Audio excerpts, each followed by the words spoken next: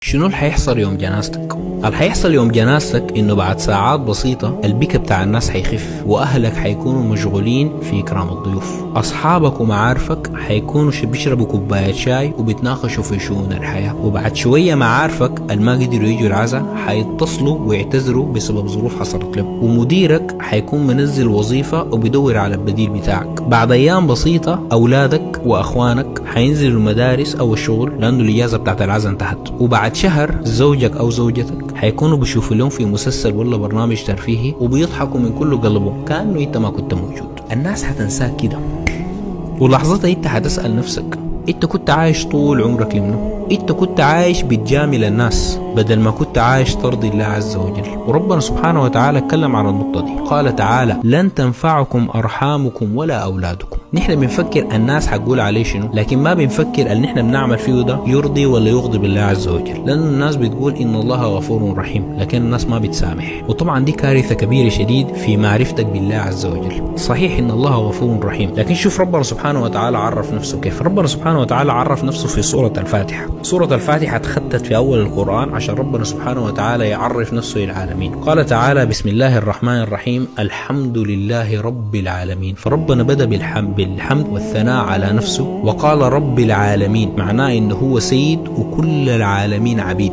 ودي النقطة اللي انت لو فهمتها حتفهم القرآن كله، إنه هو ده السيد ونحن عبيد، وعنده حاجات طلبها منك انت مفترض تنفذها. بعدها قال الرحمن الرحيم. شنو الفرق بين الرحمن والرحيم؟ الرحمن يعني رحمته واصلاك أسي. لما في اللغة العربية لما تقول آن مثلا جعان، عطشان، غضبان، معناه أنا الآن جعان ولا أنا الآن غضبان. فالرحمن معناه رحمته واصلاك أسي لكن اللي قدام ما في، يعني لما أقول أنا جعان أنا أسي بكون جعان. يلا الرحيم دي رحمة مؤجلة، يعني أنا مثلا لما نقول أبوي ده راجل حنين، يعني ما شرط إنه هو صفة الحنية دي تكون مفعلة الآن، ممكن يكون شخص عادي، زي ما قال عبد الله بن عباس رضي الله عنه: رحمن في الدنيا ورحيم في الآخرة. لكن انت بعد ده اتخيل معاي انت مثلا عندك سيد وداك منطقة وقال لك في المنطقة دي اعمل اي حاجة لكن ما تعبر الخطة، اذا عبرت الخطة حتتعاقب. فبقيت قاعد في المنطقة دي، بعدها قمت اتعترت وقعدت عديت الخط وخفت لقيته ما قال لك حاجة. تاني يوم مشيت مثلت انه انت بتقع وقعت بهناك برضه ما قال لكش،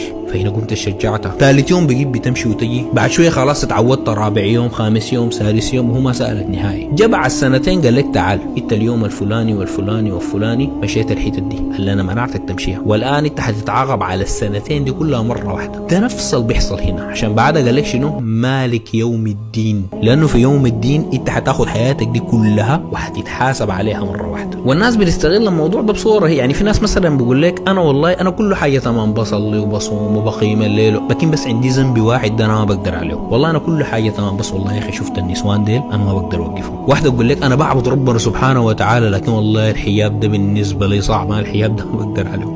ربنا سبحانه وتعالى قال: بلى من كسب سيئه واحاطت به خطيئته فاولئك اصحاب النار هم فيها خالدون. انت لما تكون عندك سيئه انت متمسك بها، الحاجه دي بتفسد قلبك، ولما تفسد قلبك وتبقى بتطلع من الخضه وبتجي وانت ما مهتم، الشيطان حيدخلك في ذنوب تاني، ممكن بعد كده ممكن تخلدك في النار، حتى ممكن تدخلك في كفر. اي صح ان الله غفور رحيم، لكن كمل الايه: ان ربك لذو مغفرة للناس على ظلمهم وان ربك لشديد العقاب. السلام عليكم.